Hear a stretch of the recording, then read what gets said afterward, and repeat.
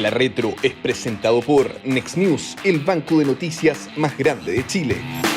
¿Cómo están? ¿Cómo les ha ido? Nuevo capítulo de La Retro, este programa para analizar las reformas económicas. Y hoy sí que hay carne arriba de la mesa para empezar a desmenuzar en materias tanto previsionales, algo menos en materia tributaria, porque además venimos con noticia muy fresca.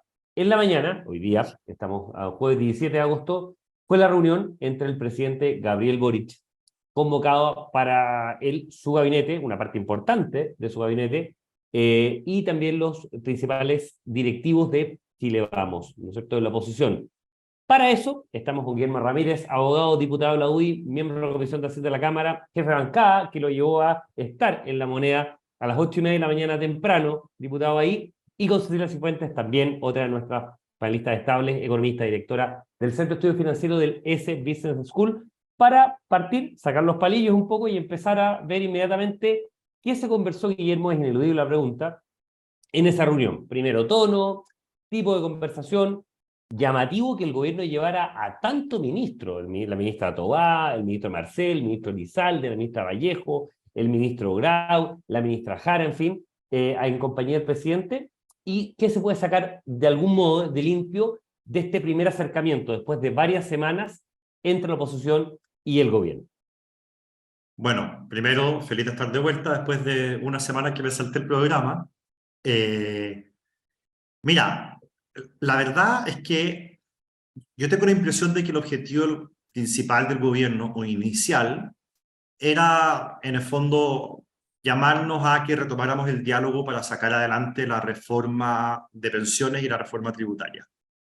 Pero la reunión cambió un poco de rumbo, porque después de que el presidente hace una introducción explicándonos la importancia de estas reformas y del diálogo, cosas que yo comparto por lo demás, Renovación Nacional, particularmente Francisco Chaguán, tomaron la palabra para hacer el punto del tema de Sergio Nofre-Jarpa y en el fondo cómo ellos se habían sentido heridos o insultados, menoscabados por el comentario del presidente. Y eso hizo que la reunión fuera por un derrotero distinto, en que al final nos dijéramos muchas de las cosas con las que veníamos atragantados las últimas semanas fueron muy duras en las declaraciones del gobierno hacia la oposición y de la oposición hacia el gobierno.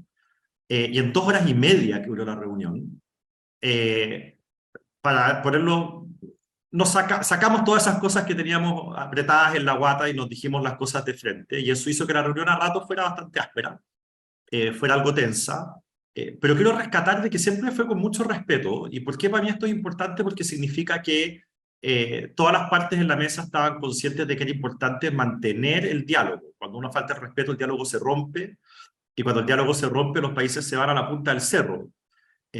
Uno no está obligado a llegar a acuerdos, creo yo, pero uno sí está obligado siempre a conversar. Y Chile ha sido un país muy republicano, en donde el diálogo se ha mantenido siempre, donde los presidentes, si es que gana un presidente de otro color político, está ahí en el cambio de mando, cosa que hoy día en el mundo no es obvia, y hay que cuidar. Ese espíritu cívico hay que cuidarlo, y la verdad es que nosotros nos planteamos en esa reunión, en esa lógica de conversar y de decir las cosas de frente. Y podría resumir esto en 3 puntos. Yo creo que lo primero es que el gobierno nos plantea la necesidad de conversar en materia tributaria y de pensiones. Nosotros le dijimos que muy bien, pero que la agenda tenía que ser un poco más amplia. Teníamos que hablar de delincuencia, teníamos que hablar del terrorismo en la Araucanía, teníamos que tener una agenda de probidad para evitar nuevos actos de corrupción, tenemos que tener una agenda, por dándole la palabra al presidente por sus anuncios, que redujera la permisología, de que teníamos que volver a hablar de cómo íbamos a fomentar el crecimiento económico del país. Teníamos que resolver el tema, o tenemos que resolver el tema de salud, que hoy día es un tema que está perdiendo de un hilo, que ustedes conversaron de eso la semana pasada en este programa, a lo que el gobierno accedió. Y eso yo creo que es una buena noticia. Lo segundo es que le planteamos al gobierno aquellas cosas que para nosotros son demasiado importantes mantener, llamar línea roja, intransable, hay que poner el nombre que se quiera, particularmente en materia de pensiones, sobre la propiedad de los puntos adicionales de cotización, la heredabilidad de esos fondos y la capacidad que tengan los chilenos, los trabajadores, de elegir que les administra su plata. Nosotros fuimos Y muy claros. ahí, diputado, en concreto, en ese punto, el presidente, el ministro de Hacienda, la ministra Jara, ¿cuál fue un poco la recepción y obviamente qué feedback se les generó o les dio a ustedes, les entregó a ustedes, para ver otear un poquito lo que podría venir la próxima semana.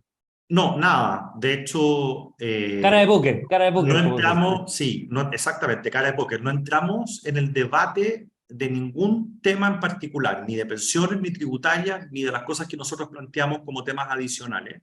Porque como te digo, esta fue más una reunión de tratar de restablecer confianza, tratar de bajar el tono de las declaraciones y reemplazar lo que nos decimos por la prensa a decirlo en privado, puerta cerrada, en la cara. Creo que fue un buen Sentarse a ejercicio. trabajar.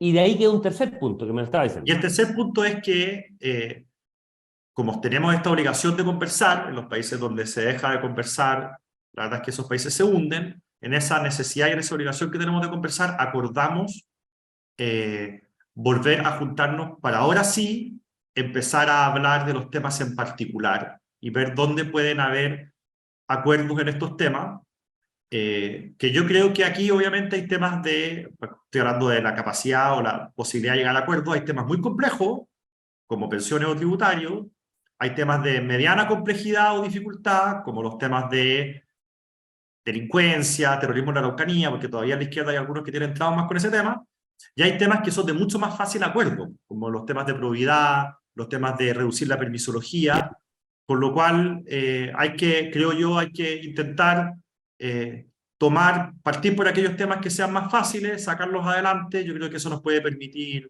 eh, ir generando ciertas confianzas para después tratar los temas que sean más complejos. Y ahí, Cecilia, con el insumo que nos da Guillermo, de cómo fue un poco el tono en la reunión, qué se generó de este acercamiento, primero es muy valioso, obviamente la oposición y el gobierno se sienten a la mesa, en la moneda, simbólicamente en eso. ¿Qué expectativa tener? ¿Una expectativa relativamente alta?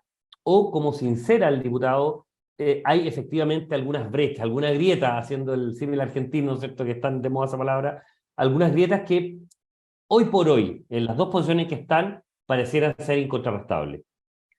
Bueno, yo concuerdo con Guillermo que esta primera conversación es muy positivo que se haya dado y también concuerdo en que esta es una condición básica, es recuperar la amistad cívica, es lo primero en el fondo. Y en ese sentido me parece positivo. Ahora, que se pueda avanzar en concreto en los que Guillermo mencionó como los temas más complejos, que son los que le hemos dedicado a este programa, que es pensiones y tributarias, yo lo veo complejo el acuerdo porque el gobierno está demasiado firme, a mi juicio, en la idea de que aquí tenemos que tener reparto con cotizaciones. Y además me llama la atención todo este viaje del ministro de Hacienda y la ministra del Trabajo, de alguna manera, a, a centrarse en ese punto específico, de que aquí y juntan a adultos mayores y en algo que a mí me parece un poco contraproducente en el sentido de que están usando a la opinión pública o a los que van como para de alguna manera decir esto no lo transamos, entonces uno ve que el acuerdo va a ser bien difícil. Y yo lo he dicho otras veces, a mí lo que me preocupa de esto es que es la situación macro y la situación de sostenibilidad de la economía, porque tener cotización a reparto actual le permite al gobierno usar los recursos del Fondo de Reserva de Pensiones. Y eso es lo que a mí me parece muy complejo en la lógica macro, porque este gobierno ya está entregando un impulso muy significativo, si uno quiere, al consumo presente o castigando el ahorro para financiar la PGU, que como digo es necesario seguir por esa vía ahora usando los recursos del Fondo de Reserva de Pensiones. A mí me parece que empieza a generar un riesgo muy grande de crear un sistema, hacer una reforma de pensiones insostenible en el tiempo, porque el gobierno que venga después va a decir, bueno, el gobierno anterior dio la PGU, financió la PGU y se gastó el Fondo de Reserva de Pensiones y yo ahora tengo que pagar la cuenta. Entonces no va a querer y va a decir, no, es que ahora lo que tenemos que hacer es que si se dieron, no sé, 3 puntos, 2 puntos a reparto, bueno, yo voy a subir un punto más. Porque no quiero ser yo el gobierno en el fondo que haga el esfuerzo de ahorrar cuando el gobierno anterior fue el que hizo todo el gasto. Entonces creo que esa lógica política es muy compleja y por lo tanto veo difícil la posibilidad de acuerdo si el gobierno en este punto sigue insistiendo en que su línea roja básica es que haya reparto a las generaciones, a los jubilados actuales con la cotización. Porque por otro lado creo que debería ser exactamente la contraria en la línea roja de la oposición. Entonces el acuerdo sigue siendo muy difícil, creo. Es una batalla de algún modo de trinchera, es como, ¿no es cierto?, Verdún en su minuto, se avanza muy poco, están en posiciones, pasan años y pasan meses, tal como ocurrió ahí, ¿no es cierto?, en la Primera Guerra Mundial, en que obviamente cada uno estaba trincherado, por cierto, en su posición, pero sin visos de poder avanzar. Diputado, en comunicación el lenguaje no verbal es muy relevante. Pueden no haber emitido palabras, pero también el rictus, la forma de recibir. Ustedes fueron preclaros, fueron meridianamente claros en decir, mire señores, acá el 6% a capitalización individual. ¿Cómo lo recibe el gobierno? Aunque sea solo ese enunciado, aunque no haya un intercambio de palabras, incomodidad, carraspera, ¿cómo? Porque es muy sabroso, muy interesante también saber en la figura del presidente, en el momento en que está, con cambio de gabinete ayer, aunque sea muy acotado, con una baja popularidad en estos temas también, ¿cómo lo recibió el presidente? ¿Cómo lo recibió el ministro Marcel, la ministra Jara, que son los que están obviamente a cargo de esta dimensión en el gobierno? A ver, yo creo que como en el caso de ellos no hay sorpresa, no hubo mayor reacción física, porque aquí hablo incluso en términos personales. Yo he tenido la oportunidad de decirle en privado a la ministra del Trabajo que para nosotros esa cuestión es intransable, en una conversación franca, privada, tranquila, reservada. Ella sabe, por lo menos por el lado de la UDI, exactamente lo que nosotros pensamos en ese tema. Se lo hemos dicho muchas veces, y también se lo hemos dicho a Marcel, y lo hemos dicho muchas veces en público también, por lo cual yo creo que la sorpresa habría sido si hubiésemos dicho algo distinto. Pero siempre es bueno recalcarlo, porque a veces en la política uno dice cosas en público para apretar un poco al adversario. Este no es el caso. O sea, para nosotros este tema es fundamental. ¿No hay ninguna división en la oposición, diputado? En la UDI, RN. La UDI y Evópoli han sido meridianamente claros. Sí. El voto para RN, que eventualmente puede tratar de intentar un 4-2, un 5-1, eventualmente incluso como fórmula de negociación. Sí, RN, de hecho, en alguna de sus propuestas en el pasado reciente, digo, se abría la posibilidad de puntos que fueran a reparto en la lógica intergeneracional, perdón, intrageneracional y no intergeneracional. Pero tengo la impresión de que hoy día tenemos una sola posición. Es triste lo que voy a decir, pero en esto ayuda el maltrato que ha sufrido Renovación Nacional por parte del gobierno, con lo cual en RN no hay demasiada ganas ahora de complacer a nadie en el gobierno. Así que creo que tenemos una postura más bien granítica, y para nosotros es muy importante, no solamente muy importante por una razón pensando en las pensiones futuras, sino que, y tampoco solamente por lo que hemos hablado acá muchas veces, por un sentimiento de justicia. Es mucho más justo que las pensiones aumenten con la PGU, el esfuerzo de todos, y de que los que tienen más pagan más porque se crean a través de impuestos, es mucho más justo. Pero no solamente eso, sino también, la Cecilia lo ha repetido muchas veces, la situación macroeconómica del país amerita, exige que los puntos adicionales de cotización vayan a ahorro. En el fondo la situación macroeconómica no nos permite hoy día empezar a cotizar más para que esa plata finalmente termine siendo gasto. Y por lo mismo nosotros vamos a defender eso con mucha fuerza. Y el gobierno lo tiene claro, y tengo la impresión de que vamos a tener que mover otras perillas, ceder en otras cosas, si finalmente lo que queremos es que el ahorro sea a los trabajadores, que es lo que yo creo que más le importa hoy día a los chilenos en materia de pensiones. Un tema, diputado, para la palabra a Cecilia. La propuesta del gobierno sigue siendo 4-2, ¿no es cierto? ¿Eso no ha cambiado o hubo eventualmente algún guiño, alguna posibilidad de ajuste, estar muy abierto, alguna señal por parte de los ministros y del presidente? A ver, como no hablamos en particular ningún tema, no sé hoy día en qué está pensando el gobierno. Lo que sí sé es que se iban a presentar las indicaciones para la reforma de las pensiones el lunes. Y le pedimos al gobierno que, en vista de que está convocando a un diálogo para llegar a acuerdo, nos parecía contraproducente que presentara indicaciones no consensuadas. Entonces le pedimos formalmente al gobierno que no presentara esas indicaciones el lunes, y ahí sí opera el lenguaje no verbal que tú dices. Tengo la impresión de que ellos recibieron bien esa petición, por lo cual yo apostaría a que no se van a presentar esas indicaciones la próxima semana, que que tengo entendido contemplaba en el 4.2 al que tú haces referencia. Así que tenemos la esperanza de que podamos llegar a algún tipo de acuerdo y que las cosas que se presenten sean más consensuadas y no lo que va a presentar el gobierno, que ya termina siendo una pelea interminable. Y en este frente, si esto fuera un análisis bélico, Cecilia, este frente, claro, hay cero avance. Pero hay otros espacios, otros flancos, en los cuales eventualmente se podría llegar a acuerdo. El problema en materia de pensiones, y tú lo has planteado muy bien incluso en columnas y en declaraciones, es que muchos van concatenados. Por ejemplo, el tema de cambiar el tipo de comisión que se cobra respecto de la desintegración de la industria. Tú lo has planteado. Entonces, ¿qué posibilidad hay de poder avanzar en otros espacios, en otras dimensiones de la reforma, cuando muchas están amarradas unas con otras? Sobre todo en materia previsional, que es muy difícil encontrar otro tema que sea tan técnico y tan difícil de entender o de comprender por las repercusiones macroeconómicas y porque no tiene que ver con gasto presente, sino con principalmente ahorro para gasto futuro.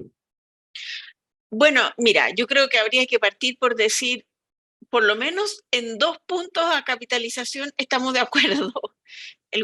Hagamos eso, porque esto es una urgencia. Esto es una urgencia, subir la tasa de cotización. Entonces, ir avanzando a poco yo creo que es una estrategia razonable. Eso sería lo primero que yo haría. Ahora, respecto al cambio en la comisión, claro, aquí, a mi juicio, el proyecto del gobierno tiene un error más o menos grueso, porque el gobierno plantea de irse a comisión por saldo, y como yo lo he dicho, comisión por saldo o esta comisión por sueldo que tenemos, cada una tiene ventajas y desventajas. Es un tema a analizar desde el punto de vista técnico. Ahora, el tema de la comisión por saldo más complejo es cómo uno pasa de un sistema a otro. Y lo complejo es que aquí, si nos vamos inmediatamente a comisión por saldo, los que llevamos ya mucho tiempo cotizando, ya pagamos la comisión porque nos administraran nuestro fondo, porque así funciona la comisión esta que se llama upfront o por sueldo, cuando uno cotiza y paga, yo en ese minuto pago porque me administren esa cotización de aquí hasta que yo jubile. Por lo tanto, hay una parte que ya pagó la comisión. Entonces, lo que plantea el proyecto del gobierno es que a las personas se les va a hacer un descuento, de acuerdo a en qué momento empezaron a cotizar. Pero eso impide la separación de la industria tal cual como la plantea el gobierno, porque el gobierno dice los que van a estar de gestores de fondos no van a tener individualizados los cotizantes, porque si no sería doble costo en el fondo. Y esa individualización y el trato con los cotizantes lo tiene el administrador este back office, o no el que invierte las platas, sino que el que tiene el trato con el cotizante. Pero el que invierte las platas necesita saber a quién se las está invirtiendo para saber qué comisión le tiene que cobrar. Entonces, esta separación de la industria, como está planteado en el gobierno, no funciona. Y la hace inviable, a mi juicio, porque vamos a duplicar los costos, entonces, porque van a tener que tener cada cotizante y afiliado individualizado, el gestor de fondos para saber qué comisión cobrarle y el administrador. Entonces, estas famosas economías de escala que habla el gobierno no existen, si es que además hacemos el cambio de comisión. Y Cecilia, y el tema, por ejemplo, de la AFP estatal, que tú has planteado muchas veces las críticas por conflicto de interés, ¿no es cierto?, la inversión y todo, podría eventualmente ser una primera moneda de cambio, un aperitivo para empezar a acercar posiciones. Ok, el gobierno a lo mejor cede un par de puntos más a capitalización, ya no serán 2, serán 3, serán 4, con tal de entrar con este troyano, por decirlo de manera, que es una idea muy resistida por la derecha durante muchos años, pero que ahora eventualmente en un juego distinto, eventualmente podrían ingresar porque es un mal menor, por decirlo de una manera, respecto de no ir con todos los puntos a capitalización individual.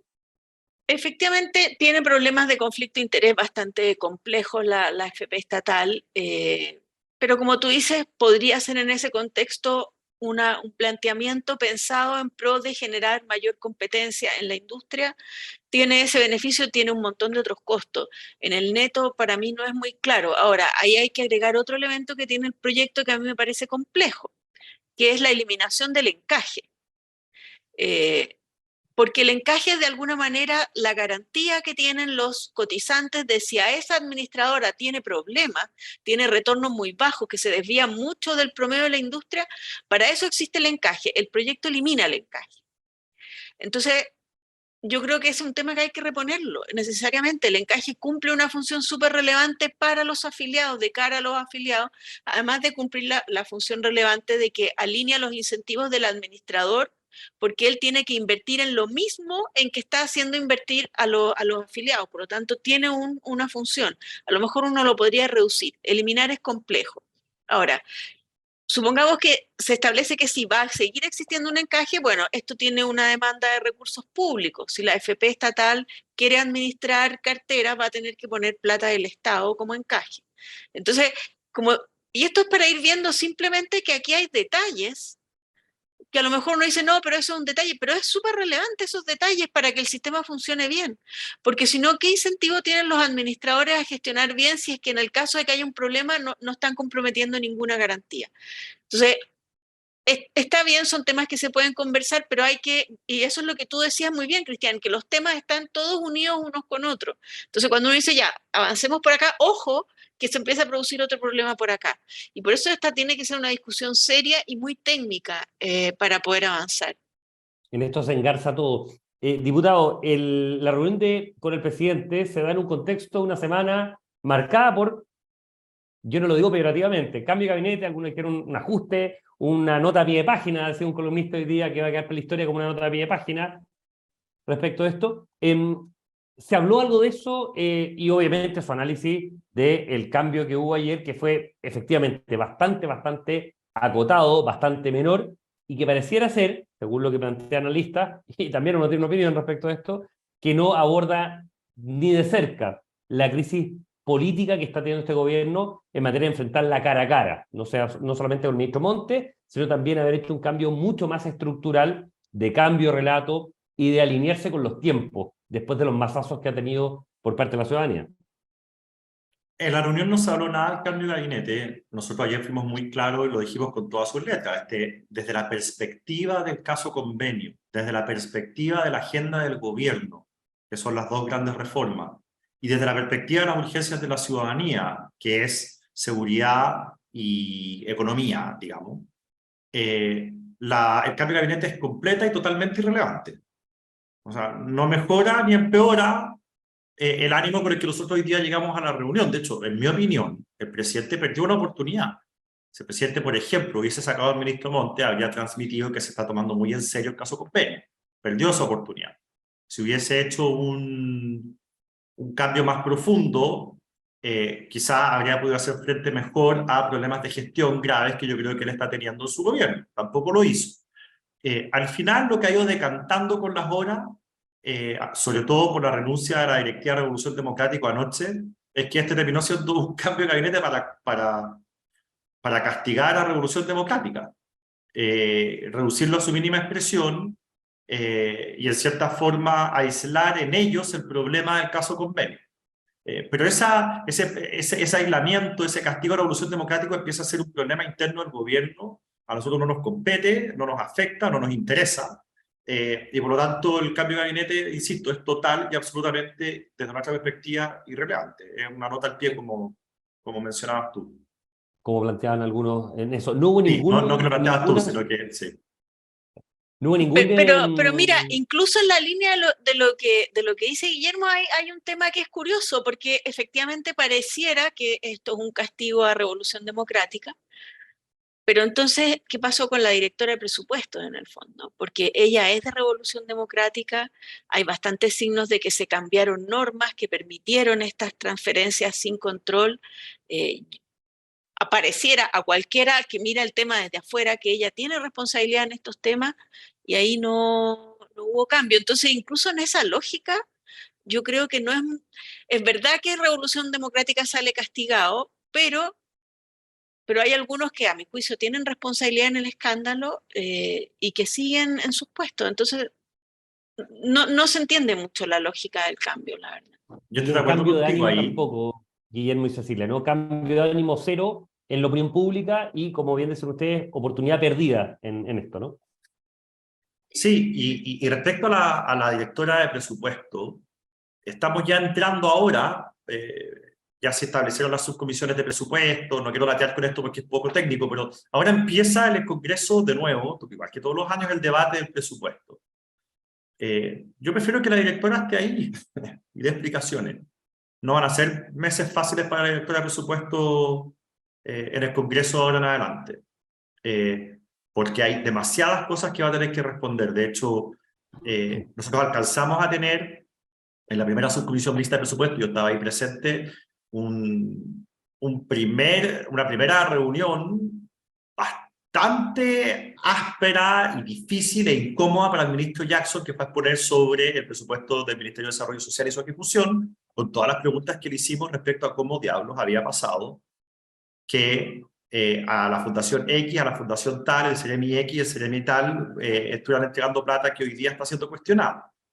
Yo creo que la persona que lo va a pasar peor de todas en este trámite de reforma, perdón, de ley de presupuesto, discusión de la ley de presupuesto, va a ser la directora, y va a tener que dar razones, y si no las da, bueno, ahí veremos qué hacemos. Solo para ir cerrando, Cecilia y Guillermo, un comentario muy, muy breve. En términos de los tiempos políticos, semana distrital estamos actualmente, bueno, queda poco agosto, ya entra septiembre, ¿no es cierto? La agenda del 11 pareciera ser que se debería tomar al menos la semana previa a ese lunes, después 18, fin de semana largo, 2 días, son 4 en total, y después presupuesto. ¿Qué espacio hay? Estoy haciendo un poco una caricatura, Guillermo, tú te ríes, pero es cierto también. Y uno, ¿cierto?, lo nota en términos de atención periodística, atención de opinión pública, todo. ¿Qué opciones hay para poder legislar en materia, por ejemplo, previsional o en materia tributaria, en este escenario de las próximas 5 o 6 semanas, en un contexto en que probablemente vamos a volver a tener autogoles por parte del gobierno, donde el tema presupuestario va a estar contaminado, evidentemente, por el caso convenio, y donde el 11 de septiembre va a teñir y debería tender a tensionar, como ya lo ha hecho en los meses anteriores, la relación del gobierno, porque sale por los poros, en el caso del presidente Boric y sus ministros, declaraciones que a veces son rasposamente, tú decías, rasposamente innecesarias, como decías tú en este término en inglés, ¿no es cierto? Mira, la verdad es que dije hace un rato que estamos obligados a llegar a conversar, pero no necesariamente a llegar a acuerdo. Si llegásemos a acuerdo, yo creo que es total y absolutamente imposible de que eso se transforme en un proyecto de ley antes de diciembre. O sea, estas conversaciones que vamos a tener, ya veremos cuál va a ser el formato, digamos, no nos van a llevar a un acuerdo de aquí a un mes o 2 meses. Eso es completamente imposible. Estamos hablando de 2 reformas que son enormes, y estamos hablando de 2 reformas que son muy profundas en su contenido, que presentó el gobierno, y que hay que repensarlas enteras de nuevo. Además, hay que recordarle al gobierno, y tenemos que tener en cuenta que no pueden presentar ninguna reforma tributaria antes de marzo, porque sería inconstitucional dado el rechazo a la reforma tributaria anterior, con lo cual nuestro plazo para llegar a acuerdo es marzo. Tú me dices septiembre, octubre, discusión de ley de presupuesto, o sea, ni con 11 de septiembre ni con ley de presupuesto yo habría tenido la expectativa de llegar a un acuerdo rápido. Si es que se produce el acuerdo, esto va a tomar muchos meses, y es importante dejarlo bien claro. Ni sin 11 de septiembre, ni con 40 de septiembre, digamos, ni con 29, que tuviera 40 días en este tema. Respecto al 11, solamente un comentario político. Yo creo que las expectativas de muchos de nosotros era que este iba a ser un año muy difícil por los 50 años. Y hoy día estamos hablando de que va a ser una semana muy difícil. Enhorabuena. Ya vio, ojo, que ya vio harta tensión, ya vio harta salida de gente, ya vio, precisamente por comentarios, incluso históricamente poco sostenible o poco sostenible. No, pero ha sido un problema más para el gobierno que para nosotros. Ha habido más lucha interna que discusión con nosotros, así que yo, que pensé que este iba a ser un año terrorífico por la polarización que iba a generar el 11, estamos a 4 semanas del 11, un poquito menos, y la verdad es que traumático no ha sido. Ha sido más de roce, más que de pelea completa. Cecilia, para ir cerrando. Sí, no, habría que agregar además al análisis que tú haces, el plebiscito en diciembre. Entonces, claro, yo concuerdo con Guillermo, yo creo que es muy difícil que se logre aprobar algo concreto este año, o sea, prácticamente yo creo que se puede descartar, a no ser que hicieran cosas como muy marginales, que yo creo que es la estrategia que debería tomar el gobierno, empezar a aprobar temas parciales. Y el próximo año hay varias elecciones también, entonces, y hemos visto en los gobiernos anteriores que el tercer año de gobierno se hace muy difícil para aprobar reformas. Entonces, la verdad que cuesta ser optimista, sobre todo porque mi percepción respecto a la acción del gobierno es que habla de los acuerdos, habla de la necesidad de acuerdos, pero da muchos pasos a cada rato en la dirección contraria. Entonces, esto de por sus obras los conoceréis, la verdad que hace difícil pensar que se puedan aprobar reformas importantes en lo que queda este año, y el próximo es difícil también. En ese sentido, el gobierno pareciera ser consistente a lo que es la cabeza del gobierno. El presidente Boric, cuando plantea muchas veces de tender puentes, generar acuerdos, tender manos para llegar a conversar, pero después, ¿no es cierto?, hay encontronazos, caballazos, ¿no es cierto?, propios de la política. El caso Jarpa es un caso ejemplar, el caso, bueno, Jaime Guzmán en su minuto, lo que uno quiera, y hay para recordar muchísimo, sobre todo el tema 11 de septiembre, pero también en otras expectativas, y a nivel probablemente también de temas críticos o de propuestas parlamentarias, también son, o propuestas, mejor dicho, de cambios legales, como es el caso de la reforma tributaria, reforma previsional. También hay unas muy buenas intenciones, pero que después, llevadas al detalle, a la minuta, al punteo, efectivamente distan bastante de estas buenas intenciones. Vamos a estar conversando seguramente de eso la próxima semana, cuando tengamos un nuevo encuentro con Cecilia Cifuentes, con Guillermo Ramírez, analizando estos temas. Cecilia Cifuentes, siempre la presente, economista, director ejecutivo del Centro de Estudios Financieros del S Business School, y Guillermo Ramírez, abogado, diputado de la UDI y miembro de la Comisión de Hacienda de la Cámara. Como siempre, un gusto haber estado con ustedes. Nos estamos encontrando la próxima semana para seguir hablando en La Retro, este podcast del libro, de los temas de reformas económicas que tanto interesa conversar. Que tengan un gran día y también un muy buen fin de semana. Nos estamos viendo. Chao. Nos vemos. Chao. La Retro es presentado por Next News, el banco de noticias más grande de Chile. El Líbero, la realidad como no la habías visto. Haz que estos contenidos lleguen más lejos haciéndote miembro de la Red Líbero.